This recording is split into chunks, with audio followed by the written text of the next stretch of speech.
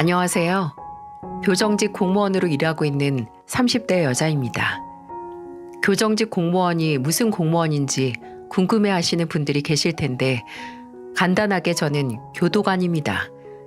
간혹 여자가 하기 좀 거칠고 위험한 일 아니냐고 하시면서 걱정하시는데 남의 돈 벌어먹는 일에 안 힘든 일이 어디 있고 조금의 위험 감수가 없는 일이 어디 있겠어요? 굳이 다른 직원들과 살짝 다른 점을 말한다면 저만의 직업병이 있다는 건데요. 그건 문제가 있는 사람을 만나면 이 사람이 교화가 가능한 사람인지 아니면 교화할 여지도 가치도 없는 낭자야심 그 자체인지 알 수 있다는 거였어요. 아무래도 하루 종일 잡범부터 흉악범까지 인간으로서 해서는 안 되는 범죄를 저지르는 범죄자들을 관리하는 일을 해서인지 일을 하면 할수록 물론 보람도 있었지만 동시에 뭔가 인류의 상실을 겪곤 했어요. 그럴 만도 한 게 아이를 유괴하고 살인하고 한 가정을 파탄낸 흉악범이라고 들어온 수용자라고 해서 봤더니 저런 얼굴이 흉악범이라고? 할 정도로 평범하게 생기고 심지어 만약 현실 세계에서 만났다면 인상이 좋다고 생각했을 수도 있을 정도여서 범죄는 악마의 얼굴을 한 사람이 아니라 정말 나와 같은 평범한 사람의 형상을 한 사람이 저지른다는 생각에 마음속에 있는 사람에 대한 인류에 대한 희망이 점점 사라지는 걸 느꼈어요. 근데 그렇게 세상에 시니컬해진 3년차 교도관인 제게 결혼 후 다시 한번 인류애를 충전시켜준 사람이 있었습니다. 저는 27살, 적다면 적은 나이에 지인의 소개로 만난 남편과 결혼을 했죠. 인테리어 사무실을 다니던 남편은 타일업자인 시아버지의 영향으로 동업자와 인테리어 사무실을 열었다고 했는데 저와 만나기 10년 전 시아버지께서는 병마와 혹독한 싸움을 하시다가 돌아가셨다고 제게 말하더라고요. 그때 남편의 집에서 술 한잔 하다가 나온 말이었는데 남편은 그렇게 말하고 아유 내가 괜한 소리를 했다. 괜히 지연이 마음 우울하게 만들었네. 술이 들어가서 그런가 봐. 라고 너털하게 웃더군요. 근데 남편의 아픈 과거를 듣고 저는 우울하지 않았어요. 오히려 남편과 더 가까워진 것 같고 술만 마시면 올라오는 쓸쓸함에 공감을 했습니다. 항상 그 자리에 있을 것만 같은 가족을 잃은 슬픔, 저도 알거든요. 연애할 당시 남편은 제가 외동딸이라고 생각했지만 대학에 다닐 때만 해도 저는 외동딸이 아니었거든요. 제게는 종종 왼수 같기도 했지만 그래도 필요할 때는 언제든지 달려오는 내 편이자 부모님께는 늘 든든한 장남이던 저희 오빠는 군대에서 제대한 후에 원인 모를 불치병에 걸려 1년 반 동안 병원에서 지내다가 세상을 떠났어요.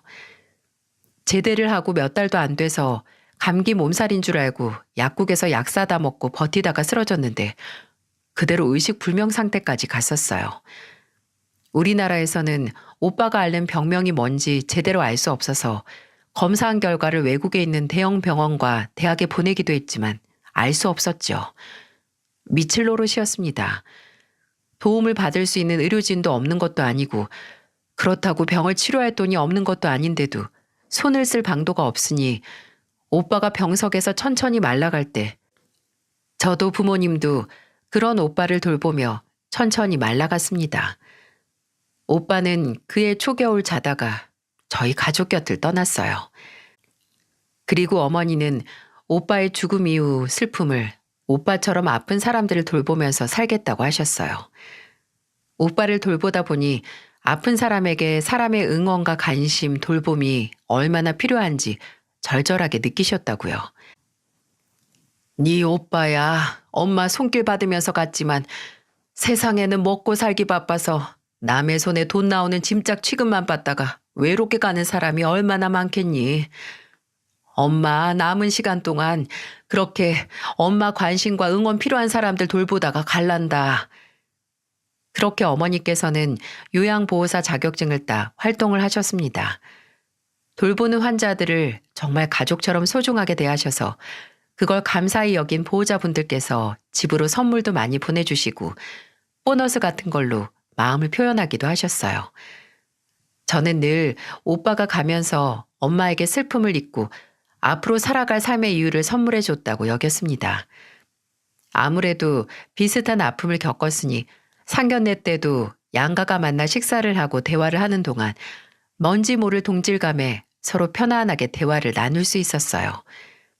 저희 부모님이 저를 보며 오빠를 잃은 아픔을 이겨내신 것처럼 시어머니께서도 시아버지를 잃은 아픔을 남편과 시숙님을 보면서 이겨내셨다고 하셨어요. 시숙님은 2등 항해사로 컨테이너선에서 일했기에 시댁에 인사를 하러 간 날도 상견례 날도 좀처럼 일정이 맞지 않아서 만나지 못했어요. 그래서 결혼식 당일에 말로만 듣던 시숙님을 만날 수 있었네요. 시숙님은 결혼식 내내 휠체어에 앉아 계신 시어머니 곁을 형님과 함께 지켰습니다. 화장실에 가실 때도 직접 시어머니를 안고 장인 화장실에 들어가서 앉혀드리기도 했고요. 정말 한시도 시어머니 곁에서 떨어지지 않았어요. 여기까지 들으시면 일하면서 소멸된 제 인류애가 효자인 시숙님으로 인해 재충전됐나 생각하실지 모르겠지만 아닙니다.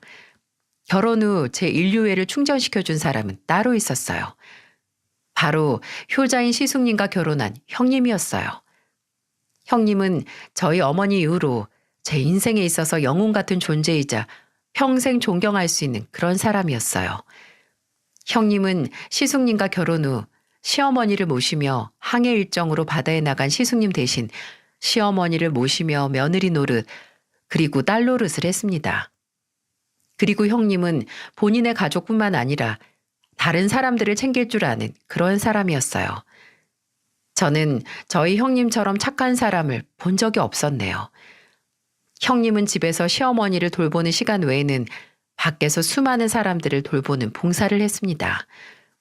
무료 급식 봉사도 몇 년간 해오셨고요. 신혼 때는 입양 전 아이를 돌봐주는 위탁모 신청을 해서 아이를 돌보기도 했다고 하더라고요. 그때 돌봤던 아이의 사진을 계속 간직하시기도 했고요. 그런 형님의 첫인상도 참 특이했던 기억이 나네요. 시댁에 갔을 때 한창 결혼 준비 얘기를 하고 있었는데 형님이 넌지시 제게 소년원에서도 일해봤냐고 묻는 거예요. 그래서 제가 없다고 하니까 사실 본인이 소년범들 재범률을 낮추는 교화 시스템에 관심이 많다고 방에서 본인이 지금까지 읽은 청소년 교화 시스템과 교육에 대한 논문을 가지고 나오는 겁니다. 나중에 빵을 만드는 과정이 소년범들의 교화 과정에 긍정적인 효과를 낸다는 기사를 보고 정말 제과제빵 자격증을 따기도 했죠. 그리고 소년원에 교화 훈련 프로그램 자원봉사 신청을 해서 지울 수 없는 짓을 저지른 애들에게 빵을 만들면서 성취감을 얻는 법을 가르쳐줬고요. 지금도 정확히 이유는 모르지만 형님과 아주버님은 결혼하고 나서 3, 4년이 지나도 아이가 없었는데 아마 그런 빈자리를 남을 돕고 도움이 필요한 아이들에게 손을 건네며 채운 건 아닌가 싶어요.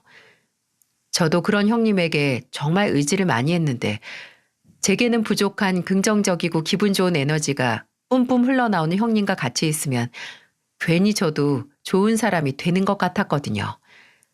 그래서 결혼하고는 형님과 가장 친한 친구처럼 자주 만나기도 했고 시댁에 놀러가서 시어머니와도 시간을 많이 보냈어요. 그리고 형님은 손맛이 기가 막혔는데 원래 제가 해산물을 안 좋아하는데도 형님이 한 주꾸미 볶음이나 조개 술찜은 정말 주기적으로 생각나서 잠도 못 이룰 만한 정도의 맛이었어요. 근데 아무리 맛있어도 먹고 싶다고 매번 형님을 귀찮게 할 수는 없잖아요. 그래서 하루는 문자로 형님에게 주꾸미 볶음 레시피를 물어봤는데 몇 분 뒤 형님은 15줄이 넘게 레시피를 자세하게 풀어서 보내주셨고요. 그리고 이뿐만이 아닙니다. 그 주 제 휴무날 아침 8시 정도에 깨서 형님에게 문자가 온 걸 확인했는데 현관문을 열어보라는 의아한 내용의 문자더라고요. 그 문자를 보낸 시간은 7시 40분 정도였고요. 뭐지? 하고 현관으로 나갔는데 문 앞에는 아무것도 없고 문고리에 검은 봉지 큰 게 걸려 있는 겁니다. 안을 확인해 봤더니 글쎄 딱 봐도 색깔이 맑아서 싱싱하고 웬만한 식당에서 요리해 파는 것보다 큰 쭈꾸미가 한 봉지 가득 들어있더라고요. 저는 놀라서 형님에게 전화를 했죠. 형님, 이게 뭐예요? 형님이 새벽에 사셔서 두고 가신 거예요? 정말 안 그러셔도 되는데 그냥 인터넷으로 시켜서 해 먹으려고 했거든요. 아니야. 인터넷이나 동네 마트에서 사면 괜히 비싸기만 하고 크기는 한 입거리도 안 돼. 어차피 어머님께서 어제 저녁에 갈치조림 드시고 싶다고 해서 새벽 시장 갔다 오려고 했는데 동서 생각이 나서 그 김에 산 거야. 내가 직접 만드는 거 보여주면 좋은데 오늘 동서 오랜만에 쉬는 날이라고 들어서 혹시 아침부터 동서 늦잠 방해할까 봐. 저희 형님은 이런 분이었어요. 그저 보여주기 식으로 남을 돕거나 허울뿐인 봉사로 본인의 가치를 높이는 사람이 아니라 정말 남을 도와줌으로써 기쁨을 느끼고 삶의 원동력을 얻는, 그리고 가장 가까이 있는 가족을 챙기는 그런 사람이었습니다. 근데 종종 사연 튜브를 듣다 보면 그런 경우가 있잖아요. 이런 사람이 세상에 딱 100명, 아니 10명만 있어도 더 살기 좋은 세상이 될 텐데 하늘은 그런 사람을 어찌 그리 잘하는지 남들보다 더 빨리 하늘로 데려가는 것 같은 그런 사람이요. 저희 형님도 그랬습니다.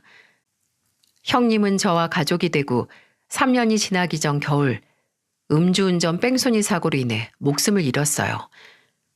형님의 죽음이 더욱 안타깝고 제 가슴을 먹먹하게 했던 건 그날 형님은 다른 날과 같이 노숙자분들을 대상으로 무료급식 봉사활동을 하고 집으로 돌아오는 중 그런 참변을 당했다는 거였어요.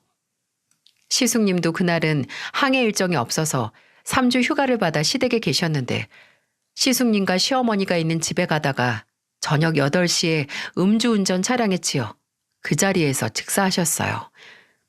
음주운전 사고를 낸 가해자는 사고를 내자마자 바로 현장을 벗어나 도망갔고 다행히 그 사건 현장을 목격한 택시기사님과 시민분께서 경찰과 119에 신고를 해서 도망친 가해자도 잡고 저희 형님도 차가운 아스팔트가 아니라 병원으로 옮겨질 수 있었어요. 그렇게 사람의 선한 부분을 보려 노력하고 또 누군가에게는 두 번째 기회가 필요하다는 걸 믿은 형님을 저희 가족에게서 뺏어간 사고 가해자는 무려 그해 막 20살이 된 남자였습니다.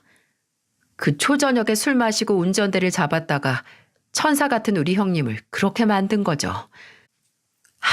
지난 3년 동안 형님으로 인해 구원받고 충전됐던 인류애가 사고 소식과 함께 가해자의 나이를 듣자마자 차게 식었습니다.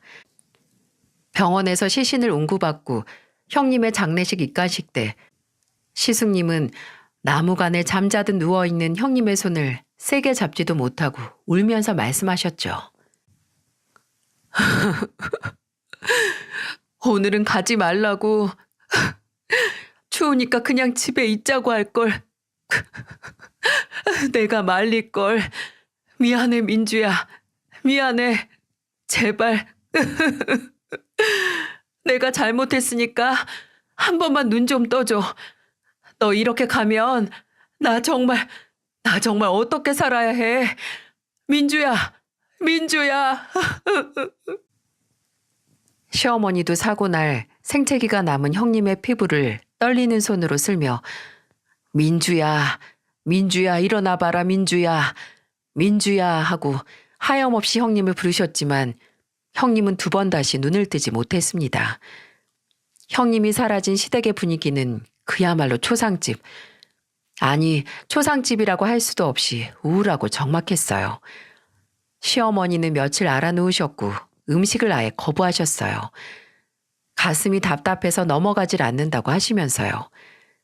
시숙님은 술에 의존해서 잠이 들기 시작했고 형님과 결혼하면서 끊은 담배까지 다시 피기 시작해 시어머니를 보러 시댁에 가면 시숙님이 하루 종일 피운 담배 연기로 안개가 껴있는 것 같기도 했어요. 그러다가 사건이 터진 거죠. 시숙님이 시댁에서 극단적인 선택을 한 걸 시어머니께서 발견하신 겁니다. 시어머니는 바로 남편에게 연락을 하셨고 남편은 시댁에 구급차를 보낸 뒤 제게 연락을 했어요.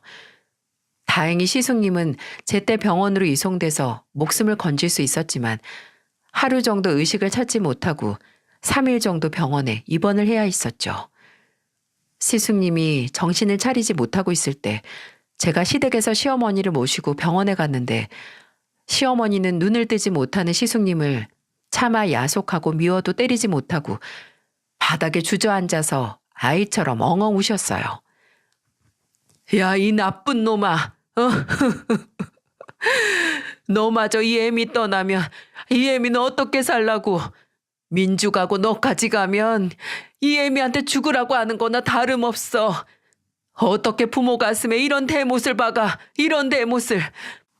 민주가, 그 착한 민주가 너 이러는 걸 보면 좋아할 것 같아? 그 착한 애가 눈도 편하게 못 감고 좋은 것으로 가지도 못할 거다. 다음 날 정신을 차린 시숙님은 잔뜩 가라앉고 쉰 목소리로 밤새 옆에서 본인을 간호한 시어머니께 죄송하다고 말했어요. 그런 선택을 했던 날 밤 꿈에 형님이 나왔는데 꿈에서 나를 두고 갔다가 그 모습을 보고 차마 안 따라갈 수가 없어서 그런 짓을 했다고 했죠. 다행히 그날 후로는 시숙님도 조금씩 기력을 회복하고 본인이 죽을 만큼 힘들었던 그 고통을 차마 다른 가족들에게 2번이나 더 겪게 할 수 없다고 판단을 했는지 점점 일상을 회복하려고 노력했어요. 물론 혼자만의 노력이 아닌 저나 남편도 곁에서 자주 찾아가 만나면서 도왔고요. 딱 2년 정도 걸렸던 것 같습니다. 시숙님이 떠난 형님 얘기를 하면서 눈물을 흘리지 않고 말할 수 있게 된 게요. 저는 솔직히 그렇게 형님과 사이가 좋고 형님을 못 믿던 시숙님이 재혼 소식을 전해올 거라고 생각을 못하고 있었어요. 형님이 떠나고 한 5년 정도 지났을까요? 시숙님은 정말 급작스럽게 재혼 소식을 가족에게 꺼냈습니다.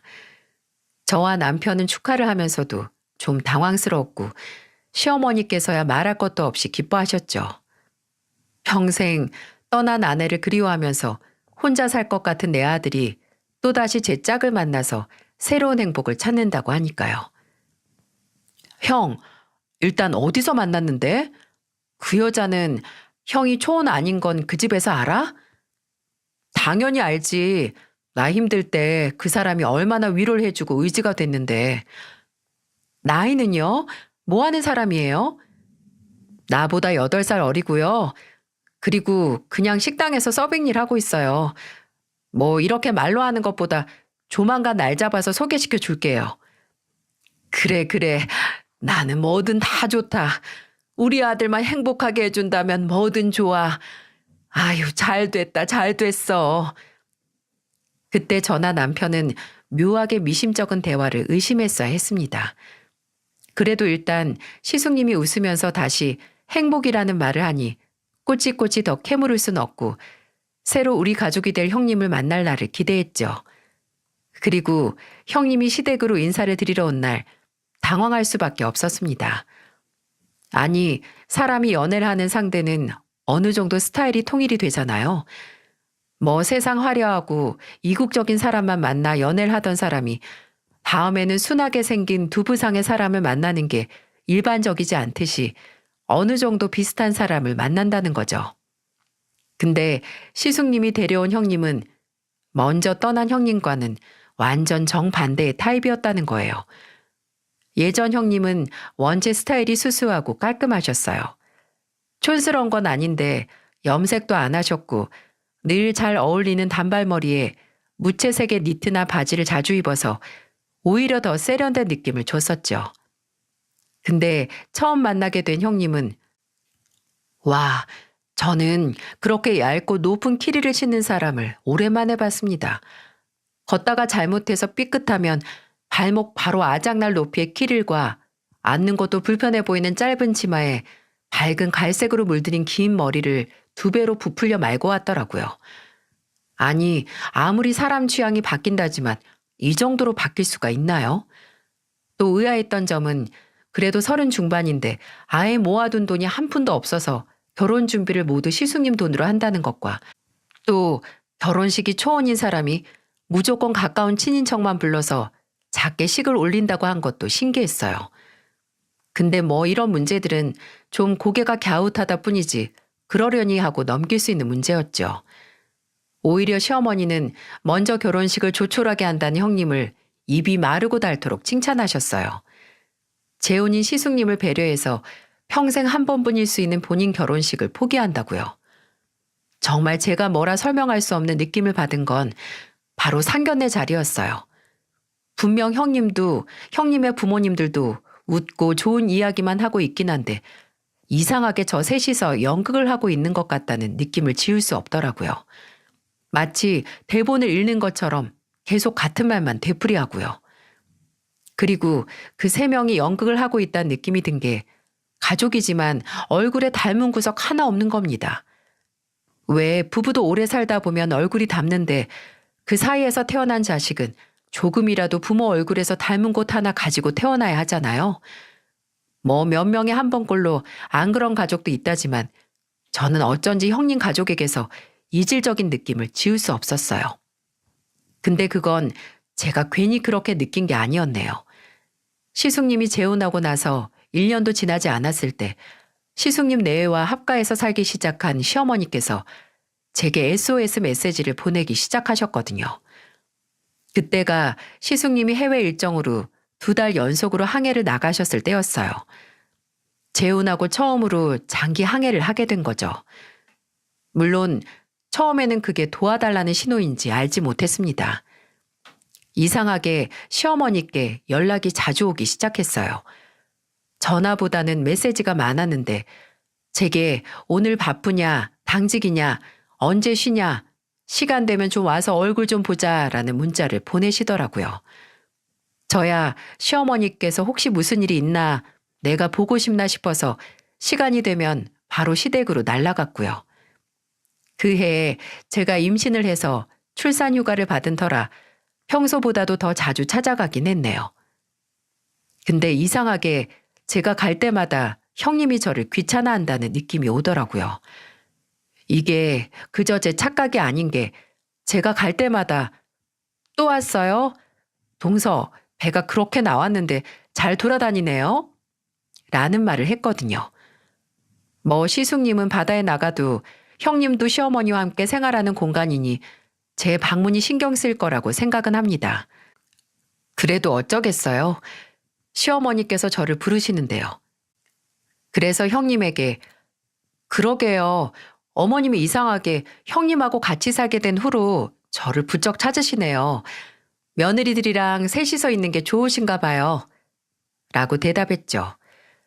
하루는 또 시어머니께 오늘 올 수 있냐는 연락이 왔는데 그 문자가 오고 한 7, 8분 정도 뒤에 다시 아니다, 올 거 없다 라는 문자가 와 있는 거예요. 왜 오라고 했다가 오지 말라는 거지? 하는 순수한 호기심에 시어머니께 전화를 드렸는데 전화도 안 받으시더군요. 그날은 저도 바빠서 다시 연락을 하거나 찾아가지 못했지만 이런 일이 며칠 간격으로 2번 반복됐다는 겁니다. 오라고 문자 보내셨다가 몇 분 뒤 아니다, 오지 말라는 정정 문자를 보내시는 게요.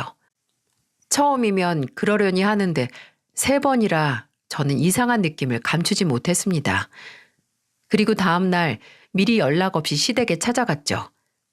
그때가 아마 6시 30분 정도 됐을 거예요. 시댁에 가니까 거실이나 부엌은 조용하고 형님은 외출을 했는지 보이지 않더라고요. 일단 시어머니를 봐야 했기에 시어머니 방으로 가는데 살짝 열린 방문 틈으로 끙끙 앓는 소리가 나는 겁니다. 저는 빠른 걸음으로 가서 방문을 열고 들어갔는데 그곳에는 얇은 이불 위에 누워서 배를 움켜쥐고 라고 겨우 신음소리만 내는 시어머니가 계셨죠.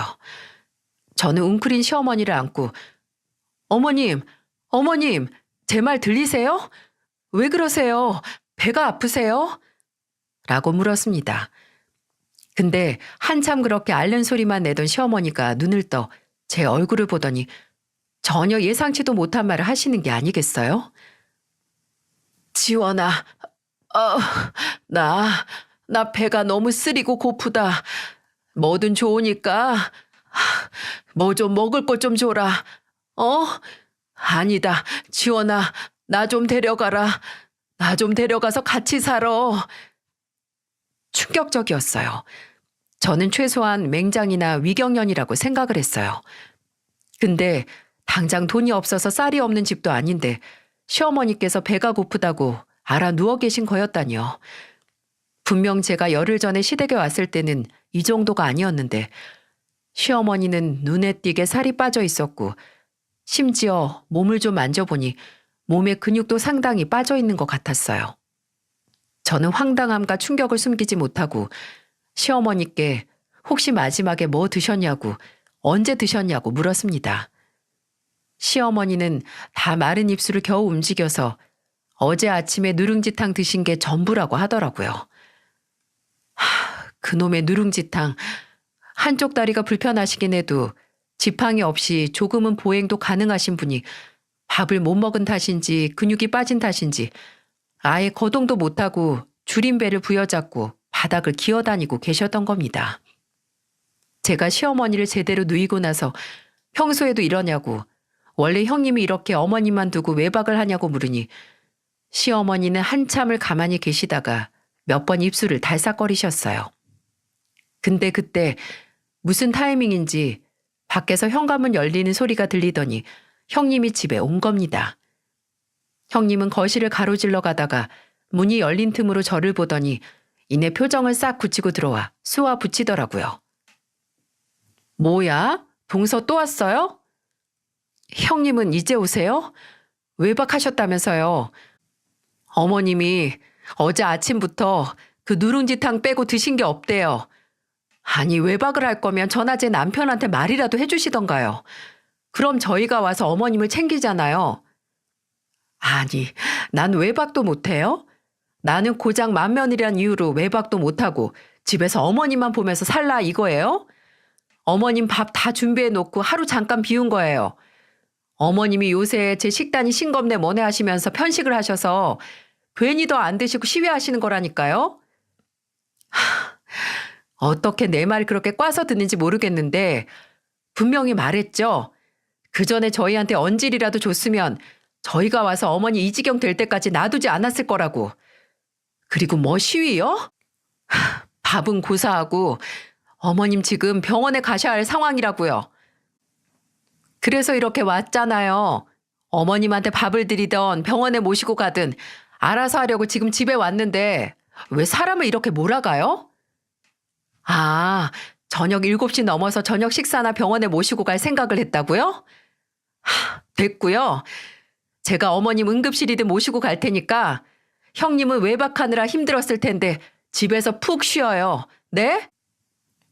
그리고 저는 어머님을 모시고 차로 가까운 병원 응급실에 갔습니다. 어머님은 가벼운 영양실조 진단을 받으셨고 급하게 수액을 맞으셨어요.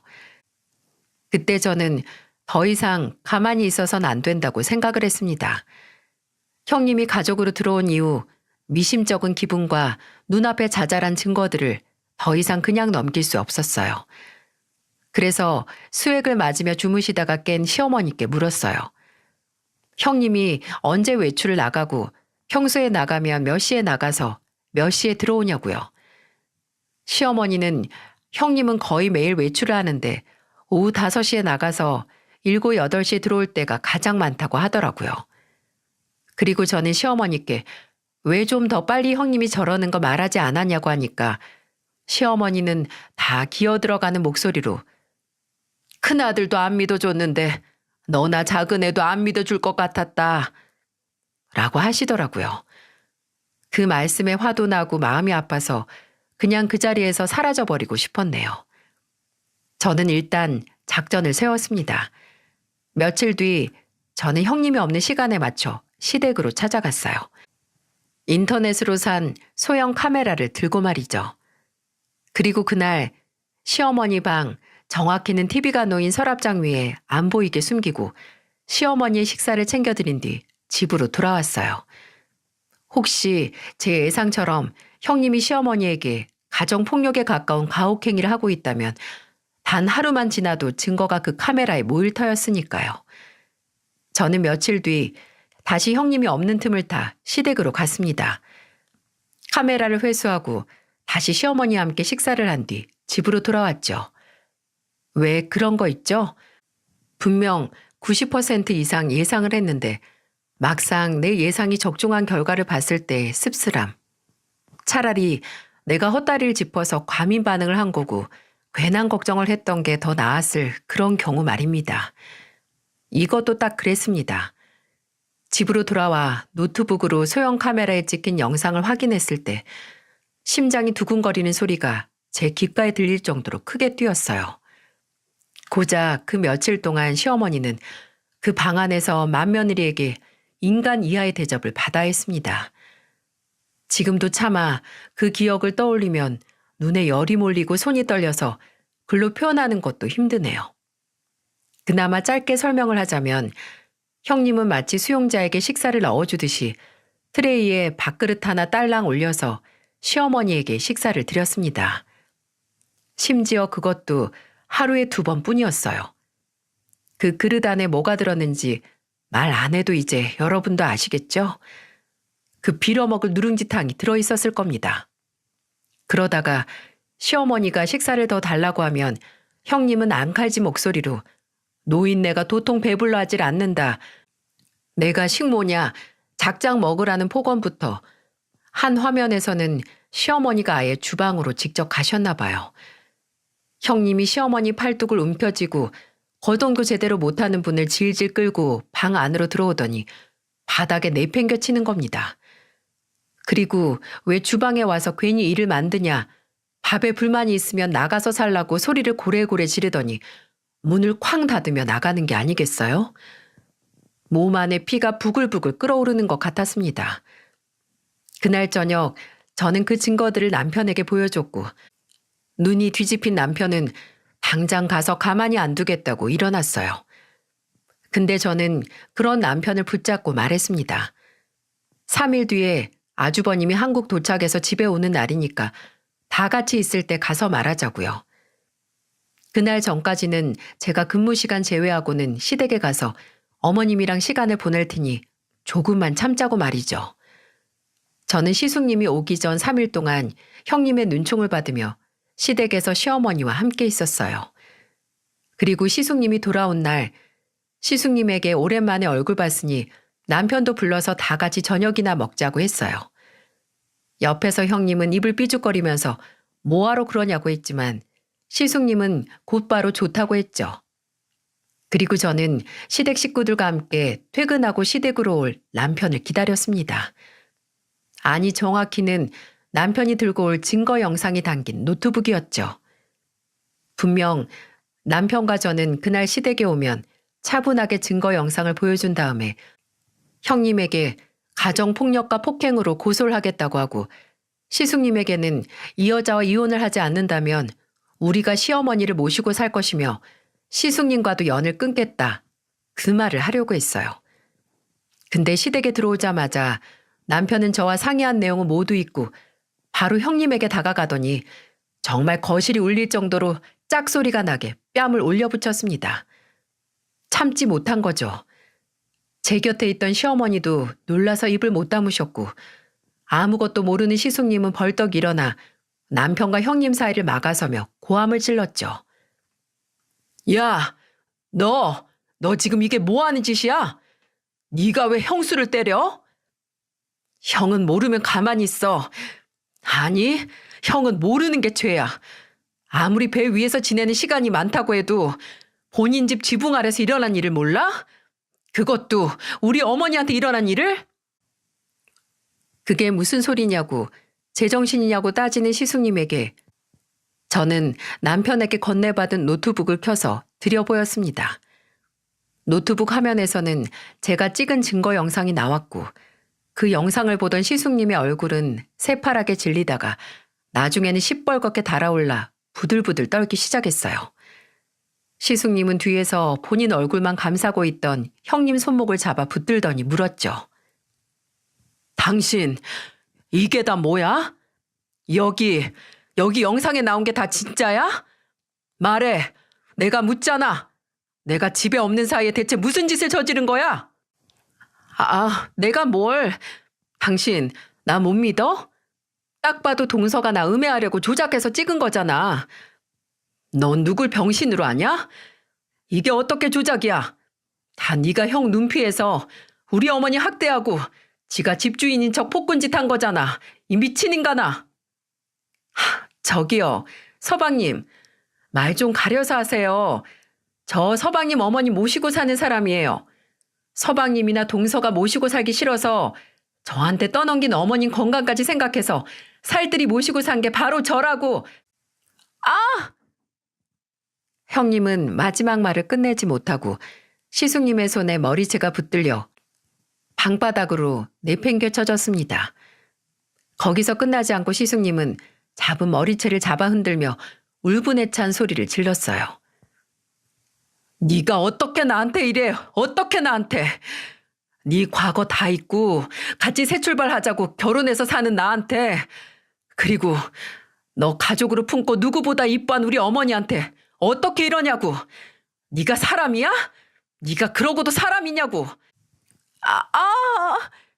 내가 뭘 어쨌다고 이래. 이건 나. 웃겨 진짜. 내가 같이 살아달라고, 나 이뻐해달라고 했어? 지들이 결혼하자고 같이 살자고 한 주제 어디서 큰 소리야? 내가 할 만큼 했어. 이 집에서 처박혀서 나 혼자 다리도 못 쓰는 노인네 보면서 시간 낭비했다고. 근데 그깟 밥 몇 번 안 챙겨줬다고 사람을 이렇게 죄인 취급해? 그 상황에서 저는 알았습니다. 무슨 말을 해도 저 여자는 지 잘못을, 문제를 이해도 못할 뿐더러 인정도 안 할 거라고요. 그런 인간 앞에서 사람의 상식이나 도덕적인 기준을 말하는 건 시간 낭비, 에너지 낭비밖에 되지 않습니다. 그래서 저는 부른 배를 잡고 일어났어요. 어디서 그런 힘이 났는지 모르지만 저는 주저앉아 있던 그 여자의 머리채와 함께 목덜미를 붙들고 일으켰어요. 그리고 남편에게 현관문을 열라고 했고 있는 힘껏 문 밖으로 그 여자를 밀어 넘어뜨려 내보냈습니다. 그 반동으로 저도 넘어질 뻔했지만 다행히 뒤에서 남편이 절 잡아줬어요. 저는 남편 팔을 붙들고 지금 본인에게 무슨 일이 일어난 건지 인식도 못하고 있는 멍청한 얼굴을 한 그 여자한테 말했습니다. 그래, 근데 이제 이 집에 너하고 같이 살고 싶은 사람은 없고 너 이뻐해줄 사람도 없어. 그러니까 나가. 그리고 길바닥이든 어디서든 이혼 소장이랑 고소장 기다려. 내가 어떻게든 내 가족 건든 네 인생 곤죽으로 만들 테니까. 한 차례 폭풍이 지나간 집에서 정신을 차린 시숙님은 고개 숙이고 있는 시어머니에게 다가가 울면서 그러더라고요. 왜 말 안 했냐고. 왜 이렇게 당하기만 했냐고 애처럼 우는 겁니다. 그래서 제가 너무 답답해서 말했어요. 아주버님이 안 믿으셨다면서요. 어머님, 아주버님이 본인 말 안 믿어줘서 저희한테도 말 안 하셨대요. 어차피 말해봤자 안 믿을 게 뻔하다고요. 제 말을 멍한 얼굴로 듣던 아주버님은 그대로 시어머니 무릎에 고개를 묻고 우열을 했습니다. 울면서 정말 몰랐다. 나하고 있을 때는 나한테도 어머니한테도 잘해서 어머님께서 괜한 오해를 하시는 줄 알았다고 목 놓아 울었어요. 남편은 그런 시숙님 멱살을 잡고 형, 정말 내 형만 아니었으면 여기서 패버렸을 거라고 뭘 잘했다고 우냐고 하면서 화를 냈고요. 근데 그때 시어머니는 마른 팔을 들어 시숙님의 멱살을 잡고 있는 남편의 손을 가만히 잡고 말리시더라고요. 그리고 그러지 마라. 정말 몰랐겠지. 네 형이 애미가 이렇게 사는 걸 알고 그냥 있었을 사람이 아니잖아. 라고 하셨습니다. 그때 그런 시어머니의 모습을 보면서 아, 부모란 저런 건가. 본인이 무슨 일을 겪었든 당장 눈앞에 못난 자식을 감싸는 그런 존재인가 하는 생각을 하면서 속으로 눈물을 삼켰습니다. 다음 날 저희는 바로 증거들을 가지고 경찰서로 갔습니다. 그 여자를 가정폭력으로 고소를 했어요.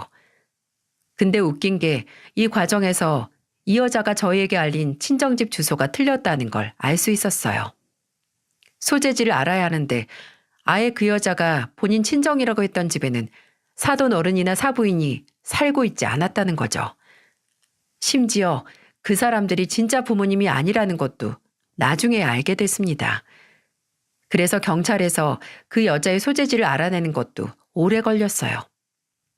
나중에 시숙님이 평소 친하게 지내는 친구 집을 안다고 그 주소를 알려줬는데 정말 그 집에서 지내고 있었더라고요. 소재지를 알아낸 뒤 아예 변호사 찾아가서 이혼 소송도 해버렸습니다. 물론 변호사에게 그 여자가 가정폭력으로 형사조사 중이라는 걸 알렸죠. 저는 그 여자가 저지른 만행보다도 이 사건에 있어서 더 충격적인 일이 있는데요. 바로 이혼 소장을 내고 온 시숙님이 저와 남편에게 한 한 가지 고백이었어요. 시숙님은 술에 거나하게 취해서 저희에게 그동안 왜 그 여자를 만나게 된 가정을 얼버무려서 말하고 만나서 재혼도 갑작스럽게 얘기를 꺼내는지에 대해 설명했어요.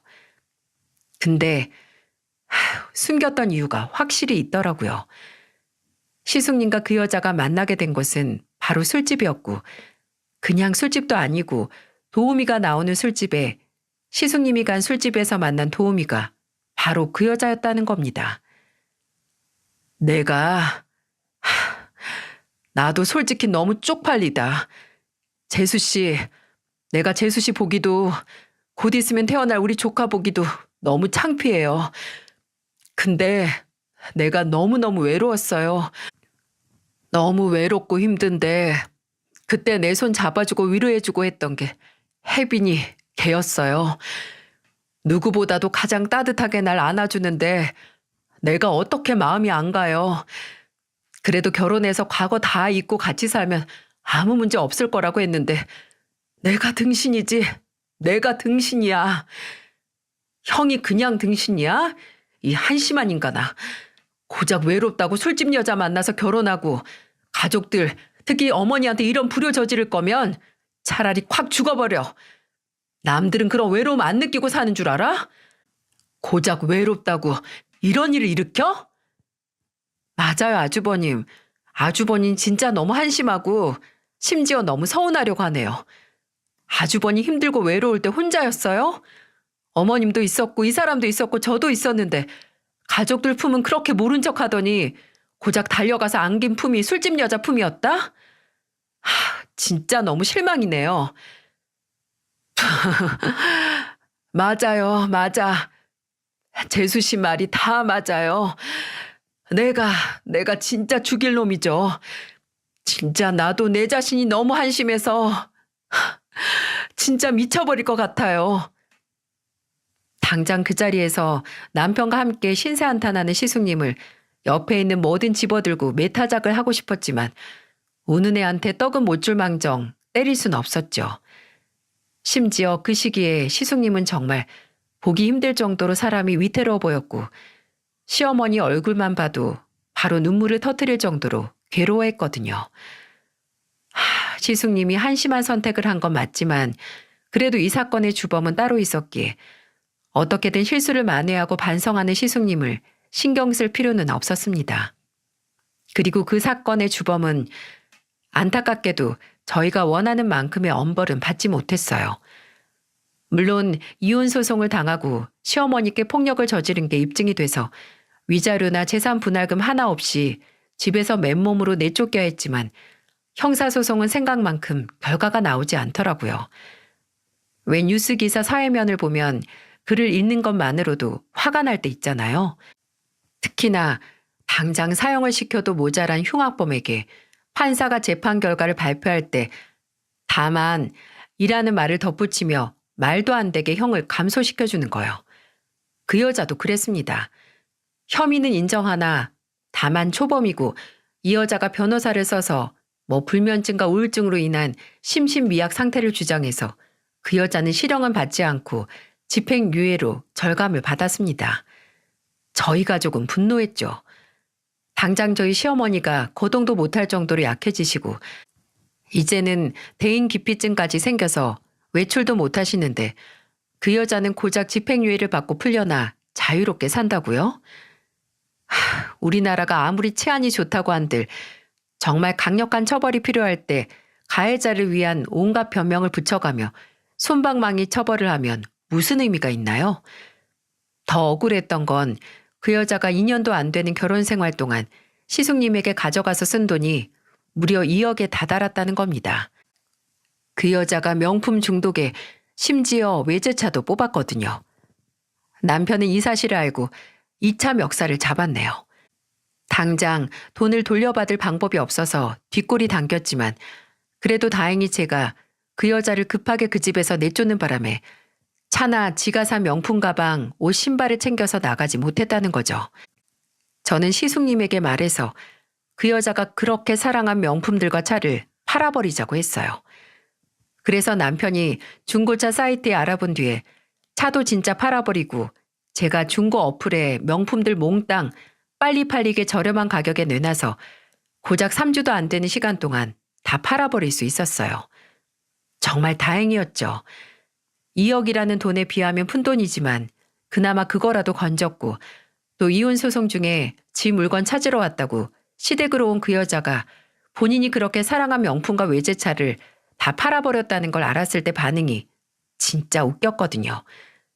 나중에 시숙님에게 듣기로는 그 여자는 당신이 뭔데 내 물건을 파냐고 도로 가져오라고 바락바락 소리를 질렀고 시숙님은 그 여자의 말에 코웃음을 치며 말했다고 해요. 그게 다 어떻게 네 거야? 내 거지. 너 그것들 살 때 긁은 카드 누구 건데? 그나마 네가 나한테 현찰로 뜯어간 돈은 눈 감고 넘어가는 거니까 주제 모르고 짖지 마. 너 내가 작정하고 그 돈 받아내려고 하면 너 가져다가 팔아도 못 받을 테니까 알아들어? 그 여자는 시숙님의 말을 듣자마자 바닥에 주저앉아서 애처럼 두 다리를 버둥거리며 그 차랑 옷이랑 가방들 다 내 거라고 도로 가져와 가져오라고 라고 떼를 썼다고 하네요. 물건을 그렇게 지 새끼 마냥 귀한 줄 알면서 사람은 왜 귀한 줄 몰랐을까요? 근데 저희 가족은 당장 그 여자에 만족하지 못할 처분을 듣고 분노할 여유가 없었네요. 왜냐하면 이 사건의 후유증으로 시어머니께서 마음의 문을 닫으셨거든요. 어쨌든 시숙님은 다시 승선을 해서 일을 해야 했고 아이를 낳고 나서는 저도 하루 24시간을 시어머니 곁을 지킬 수도 없고 남편도 직장이 있으니 저희는 일단 요양보호사를 고용하려고 했어요. 근데 처음 보는 사람이라 그런지 시어머니께서 좀처럼 마음을 안 여시고 적응을 도무지 못하시더라고요. 그래서 저는 어떻게 해서든 시어머니께서 맞는 보호사를 찾기 위해 어머니께 연락을 해서 주변에 가장 추천할 만한 보호사 없냐고 조언을 구했습니다. 근데 그때 저희 어머니께서 그러시더라고요. 왜 멀리서 찾니? 나 있잖아, 네 엄마. 물론 저희 어머니가 정말 유능하고 누구보다 다정한 요양보호사이긴 했지만 생각도 못 해봤거든요. 저는 어머니께 정말 진심이냐고 물었고 어머니는 그나마 얼굴을 아는 사람이 옆에 있으면 괜찮을 거라고 일단 며칠만 엄마가 가서 사부인을 돌보겠다고 하셨습니다. 근데 저희 어머니께서 무슨 마법을 부리신 걸까요? 어머니가 시댁에 머무르는 시간이 길어질수록 시어머니께서 점점 기력을 되찾으시는 게 아니겠어요? 저는 친정어머니 얼굴도 보고 시어머니도 볼 겸 간 시댁에서 시어머니가 식탁에 앉아 스스로 밥을 드시는 모습을 보고 기함을 했습니다. 원래는 보호사가 먹여줘도 입 꾹 다물고 안 드셨거든요. 그래서 어머니께 대체 비법이 뭐냐고 물으니까 어머니는 웃으시면서 말씀하셨어요. 우리 나이 때 사람들이 쉴 틈 없이 나눌 얘기가 뭐겠니? 다 자식 얘기지. 어머니는 시어머니와 자식들 욕도 하고 한탄도 하고 또 그러다가도 어쨌든 내 새끼가 예쁘다라는 칭찬을 하면서 하루 종일 시어머니와 수다를 떠셨다고 해요. 그리고 그렇게 활력을 되찾으며 대화를 나누다 보니 자연스럽게 시어머니께서는 허기를 느끼셨고 스스로 밥을 드시게 된 겁니다. 그 후로는 두 분이 같이 외출도 하시고 나가서 외식도 하시게 되더라고요. 저희 어머니께서는 반년 만에 시어머니를 그 암울한 터널 속에서 세상 밖으로 끄집어내셨어요. 그리고 그 후로는 시숙님이 바톤을 받아 시어머니를 모셨고요. 시숙님은 큰 결심을 하셨어요. 본인이 바다로 나간 시간 동안은 어머니를 못 모시니까 일을 그만두고 무슨 일이든 집에서 매일 출퇴근하는 일을 시작하겠다고요. 시숙님은 저와 남편에게 너나 재수 씨가 나한테 실망한 걸 알지만 나 정말 이번에는 잘해보고 싶어. 내가 잘못한 거 평생 사죄하면서 어머니 모실 거야. 라는 말을 했어요. 다행히 시어머니께서도 끝까지 시숙님과 함께 사시겠다는 걸 택하시고 시숙님께 두 번째 기회를 주셔서 지금까지 시숙님은 시어머니를 모시며 시댁이 있는 동네에 프랜차이즈 음식점을 열어서 잘 살고 계세요. 시어머니께서 몸 상태가 괜찮으시면 휠체어에 모시고 함께 식당에 나가시기도 하고요. 또 가게에는 어차피 직원들이 있어서 시댁을 왔다 갔다 하면서 시어머니와 함께 점심을 먹고 다시 식당에 가거나 하면서 어떻게든 시어머니와 함께 시간을 보내시려고 노력 중입니다. 물론 저도 시숙님에게 실망을 하긴 했지만 그래도 그렇게 본인의 마음을 표현하고 잘못을 만회하려는 노력을 하는 걸 보니 시숙님은 그 여자와는 다르게 교화가 충분히 가능하겠다는 생각이 들더라고요. 사실 저는 제발 그 여자가 정신을 못 차리길 바랍니다. 정신 못 차리고 집행유예 기간에 사고 쳐서 징역을 살길 바랍니다. 근데 그 여자가 사고를 치면 어쨌든 다른 피해자 나오는 거니까 이런 생각도 하면 안 되겠죠? 아마 단 하나뿐인 저희 형님이 이런 제 마음을 알면 으유 하면서 제 팔뚝을 찰싹 때리실 거예요. 그리고 이렇게 말하겠죠. 동서, 사람은 생각하는 만큼 존중받는 거래. 라고요. 끔찍한 인간이 끔찍한 일을 당하길 기도하는 것보단 나와 내 가족이 앞으로 이런 끔찍한 인간을 안 만나고 평화롭게 살 길을 찾는 게 더 건설적인 삶을 사는 방법이라는 생각이 드네요. 늘 다른 사람들의 사연을 듣고 울고 웃고 또 분노도 하다가 이렇게 제 사연을 보내게 되니 과연 제 이야기를 들어주신 분들께서 제 이야기를 들은 시간을 후회하지 않으실지 괜히 걱정도 되고 한편으로 또 설레기도 하네요. 부디 제 이야기가 많은 분들의 공감과 마음을 얻기 바라며 들어주신 모든 분들께 감사의 말씀을 드리고 싶습니다.